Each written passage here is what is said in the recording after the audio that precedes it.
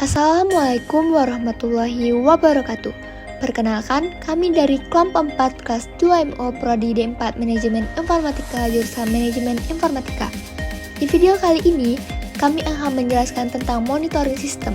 Video ini dibuat untuk memenuhi tugas mata kuliah praktikum sistem operasi dengan dosen pengampu Ibu Kurniati MKom. Kelompok kami terdiri dari MS Hanyuka Pratama, Rio Adrian, dan Ritandria Kauna. Materi yang akan kami paparkan yaitu 1. Menginstal dan mengonfigurasi HTOP yang akan disampaikan oleh MS Hanyuka Pratama. 2. Menggunakan TOP dan film start untuk memonitor CPU, memori, dan proses yang akan disampaikan oleh Ritandria Kauna. Dan yang terakhir, mengkonfigurasi Nagios untuk memonitor server dan layanan yang akan disampaikan oleh Rio Adrian. Assalamualaikum warahmatullahi wabarakatuh. Saya pertama dari kelompok 4 ingin menjelaskan apa itu HTOP serta bagaimana cara menginstalnya dan mengonfigurasinya.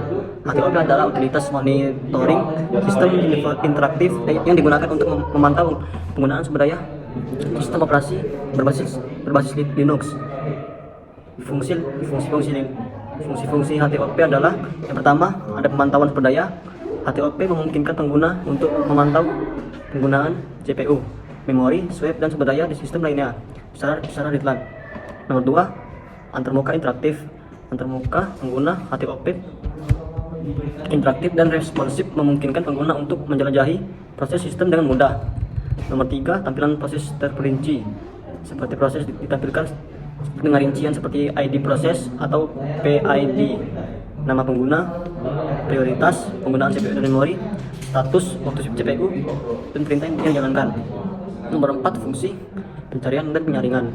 HTOP menyediakan fungsi pencarian dan penyaringan yang memungkinkan pengguna untuk menemukan proses tertentu berdasarkan nama atau parameter lainnya. Nomor 5, ada pengaturan dan konfigurasi. HTOP memungkinkan pengguna untuk mengonfigurasi tampilan dan opsi sesuai kebutuhan mereka. Nomor 6, ada pemantauan multicore. HTOP mendukung pemantauan multicore, memungkinkan pengguna untuk melihat penggunaan CPU pada setiap core secara terpisah. Nomor 7, ada navigasi mudah. Dengan menggunakan tombol keyboard, pengguna dapat dengan mudah menavigasi proses, mengulir daftar, dan menampilkan informasi lebih lanjut tentang setiap proses dengan cepat.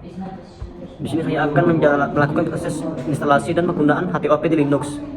Yang pertama, kita harus instalasi HTOP. Lalu kita memperbarui daftar paket. Langkah pertama adalah memperbarui daftar paket yang tersedia di sistem. Caranya jalankan perintah berikut di terminal dengan mengetikkan sudo apt update. Langkah berikutnya adalah menginstal HTOP dengan mengetikkan sudo apt install HTOP -y. Perintah ini akan mengunduh dan menginstal HTOP beserta semua dependensinya. Otomatis menjawab yes untuk semua pertanyaan yang muncul selama instalasi, sehingga proses berjalan tanpa interaksi tambahan. Setelah instalasi selesai, kita dapat menjalankan HTOP dengan mengetikkan perintah berikut di terminal. HTOP perintah ini akan membuka termuka HTOP yang menampilkan informasi real time tentang sistem. Ketika menjalankan HTOP, saya menunjukkan berbagai statistik sistem secara real time. Elemen utama dari HTOP. Yang pertama ada header, CPU usage menampilkan penggunaan CPU untuk setiap core. Grafik horizontal menunjukkan beban kerja setiap core dalam bentuk persentase.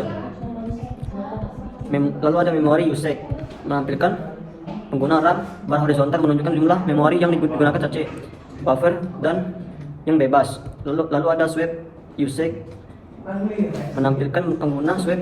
Bar horizontal menunjukkan bahwa jumlah swap yang digunakan dan yang bebas. Nomor 2, ada proses list. Yang pertama ada PID atau proses ID, identifikasi unik untuk setiap proses. Lalu ada user, nama user yang menjalankan proses. Lalu ada PRI, yaitu prioritas proses. Lalu ada NI atau nice value yang mempengaruhi prioritas penjadwalan. Lalu ada VIRT, yaitu yang memori virtual yang digunakan oleh proses. Lalu ada RES, yaitu memori fisik yang digunakan oleh proses. SHR yaitu memori bersama yang digunakan oleh proses. Lalu ada S status proses, R running, S sleeping, T stopped, Z zombie. Lalu ada CPU, presentasi CPU yang digunakan oleh proses. Lalu ada MAM, presentasi memori yang digunakan oleh proses. Lalu ada time, yaitu total waktu CPU yang digunakan oleh proses. Lalu ada command, itu perintah atau jalur eksekusi dari proses. Dengan HTOP kita dapat memantau penggunaan sumber daya sistem secara efektif dan mengambil tindakan yang perlu untuk mengoptimalkan kinerja sistem. Kesimpulannya, HTOP merupakan alat yang sangat berguna bagi pengguna Linux untuk memantau, menganalisis, dan mengelola kinerja sistem secara efisien.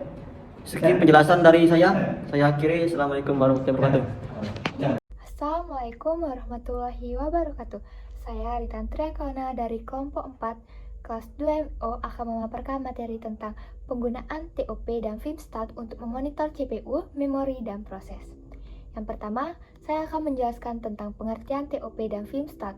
TOP adalah perangkat lunak utilitas yang digunakan di sistem operasi Linux untuk memantau penggunaan sumber daya sistem secara real time. Ketika dijalankan, TOP menampilkan daftar proses yang sedang berjalan di sistem beserta informasi tentang penggunaan CPU, memori, swipe, dan lainnya. Sedangkan FIMSTAT adalah utilitas berbasis perintah yang digunakan untuk memberikan statistik tentang penggunaan memori, penggunaan CPU, aktivitas input-output, dan aktivitas web di aplikasi sistem Linux. Selanjutnya, kita akan membahas tentang fungsi TOP dan fungsi FIMSTAT. Fungsi TOP pertama memantau proses. Informasi seperti ID proses, PID, nama proses, pengguna CPU, memori, penggunaan memori, waktu CPU, dan status proses akan ditampilkan. Yang kedua, pemantauan real time. TOP menampilkan informasi secara real time memungkinkan pengguna untuk melihat perubahan penggunaan sumber daya segera setelah terjadi. Yang ketiga, interaktif. TOP memiliki antarmuka interaktif yang memungkinkan pengguna untuk berinteraksi dengan daftar proses. Kemudian, fungsi dari FIMSTAT. Yang pertama, statistik penggunaan CPU. FIMSTAT memberikan statistik tentang penggunaan CPU, termasuk presentasi waktu CPU yang digunakan oleh proses pengguna, user speech, dan proses kernel, system speech. Yang kedua, statistik penggunaan memori.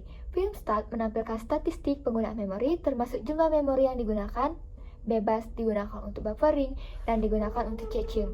3. Statistik penggunaan swap.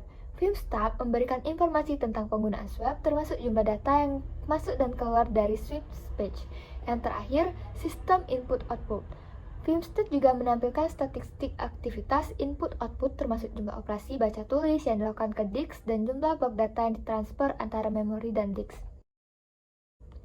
Selanjutnya, kita akan mencoba menjalankan atau menggunakan TOP dan FIMSTAT. Yang pertama, kita akan menggunakan TOP.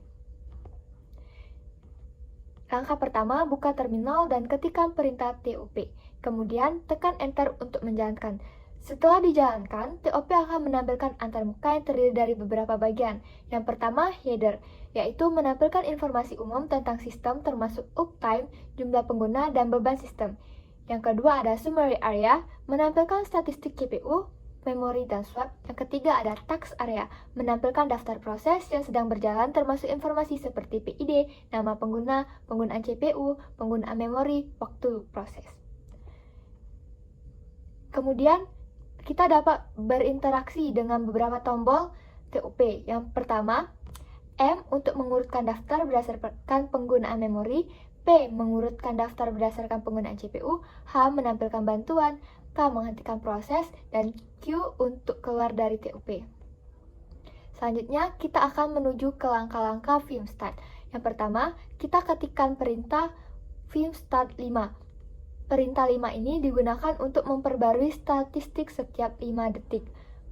Yang kedua, FIMSTAT akan menampilkan tabel dengan beberapa kolom yang memiliki makna spesifik, yaitu proses, R jumlah proses yang dijalankan atau runnable, menunggu CPU, B jumlah proses yang diblokir, biasanya menunggu input atau output. Yang kedua ada memori, SWPD jumlah memori swap yang digunakan, free artinya jumlah memori bebas, bulk artinya jumlah memori buffer yang digunakan oleh kernel. Yang terakhir ada chunks, jumlah memori chunks. Yang ketiga ada swap, swap in yaitu jumlah data yang dibaca dari swap ke memori. Swap out, jumlah data yang ditulis dari memori ke swap. Selanjutnya ada input output. Block in, jumlah blok data yang dibaca dari perangkat blok, sedangkan BO adalah block out, yaitu jumlah data yang ditulis ke perangkat blok. IN, jumlah interput per detik. CS, jumlah counter text switch per detik. Kemudian yang terakhir ada CPU. US atau biasa yang disebut user time merupakan waktu CPU yang digunakan oleh proses pengguna. SY atau system time merupakan waktu CPU yang digunakan oleh proses kernel.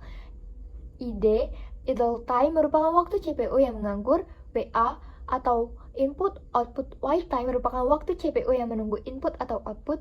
ST, shuttle time merupakan waktu CPU yang dicuri dari mesin virtual. Untuk memberhentikan penggunaan filmstat, kita bisa menggunakan perintah Ctrl plus C. Jadi, kesimpulan dari materi TOP dan filmstat adalah dengan menggunakan TOP dan filmstat, kita dapat memantau penggunaan CPU, memori, dan proses di sistem Linux secara efektif. TOP memberikan gambaran secara real-time yang interaktif, sementara filmstat memberikan gambaran umum tentang kinerja sistem dalam interval waktu tertentu. Keduanya adalah alat yang berguna untuk mendiagnosis dan memecahkan masalah kinerja sistem. Sekian dari saya akhiri. Wassalamualaikum warahmatullahi wabarakatuh. Assalamualaikum warahmatullahi wabarakatuh. Perkenalkan teman-teman, nama saya Rio Adrian. Saya dari kelompok 4. Di sini saya akan menjelaskan pengertian dan juga fungsi dari Nagios. Nagios adalah sistem pemantauan open source yang dirancang untuk memantau aplikasi, jaringan, dan juga server. Nagios dapat memantau berbagai metrik penting seperti waktu aktif atau downtime, penggunaan CPU, penggunaan memori, status layanan, dan berbagai parameter jaringan. Dengan menggunakan Nagios, administrator jaringan dan sistem dapat cepat mendeteksi, mendiagnosis, dan juga menyelesaikan masalah yang mungkin timbul dalam infrastruktur teknologi informasi mereka. Kemudian untuk fungsi-fungsi dari Nagios secara umum memiliki beberapa fungsi utama. Untuk fungsi utama yang pertama yaitu sebagai pemantauan layanan dan juga host. Nagios dapat memantau berbagai layanan seperti HTTP, SMTP, DNS, dan juga lain-lain, dan host seperti server, workstation, perangkat jaringan untuk memastikan mereka berjalan dengan baik. Kemudian notifikasi dan pemberitahuan. Nagios memberikan pemberitahuan melalui email, SMS, atau metode lainnya kepada administrator ketika masalah terdeteksi. Ini memungkinkan tindakan cepat untuk memperbaiki masalah sebelum berdampak pada pengguna. Kemudian ada pemetaan jaringan dan diagram topologi. Nagios menyediakan fitur untuk memetakan jaringan dan menampilkan diagram topologi jaringan yang membantu dalam visualisasi struktur jaringan dan juga hubungan antar perangkat. Kemudian ada laporan dan analisis. Nagios menyediakan berbagai laporan dan analisis tentang performa dan ketersediaan layanan serta host yang dipantau. Ini membantu dalam perencanaan kapasitas dan peningkatan performa. Kemudian penyimpanan data dan juga tren. Nagios dapat menyimpan data historis untuk analisis tren dan perencanaan masa depan. Ini penting untuk mengidentifikasi pola dan juga potensi masalah jangka panjang. Selanjutnya, integrasi dan ekstensi. Nagios memiliki ekosistem plugin yang luas dan dapat diintegrasikan dengan berbagai alat lain untuk pemantauan yang lebih menyeluruh. Plugin memungkinkan Nagios untuk memantau hampir semua jenis layanan juga aplikasi. Dan yang terakhir yaitu ada sebagai antarmuka untuk web. Nagios menyediakan antarmuka web yang mudah digunakan untuk melihat status host dan juga layanan, menyelidiki masalah, dan juga mengelola konfigurasi pemantauan. Berikutnya saya akan menjelaskan instalasi dan juga tahap konfigurasi dari Nagios. Tetapi di sini saya akan hanya menjelaskan tahap-tahapnya saja, tidak dengan praktik penginstalan dan juga konfigurasinya. Karena setelah saya coba ada beberapa sedikit error. Jadi di sini saya akan menjelaskan langkah-langkahnya saja. Untuk langkah yang pertama yaitu mempersiapkan sistem Linux kalian. Jika belum update, silakan diupdate Linuxnya terlebih dahulu menggunakan terminal dengan perintah sudo apt update. Setelah diupdate, berikutnya diupgrade dengan mengetikkan perintah sudo apt upgrade -y. Berikutnya adalah menginstal prasyarat. Beberapa paket itu diperlukan untuk mengkompilasi dan juga menjalankan Nagios. Perintahnya adalah sudo apt install -y wget build essential libgd dev openssl libssl dev unzip. Build essential itu menyediakan alat pengembangan dasar seperti GCC, Mac, dan juga yang lain-lain. Dan untuk libgd dev itu adalah library untuk memanipulasi gambar yang diperlukan oleh plugin Nagios.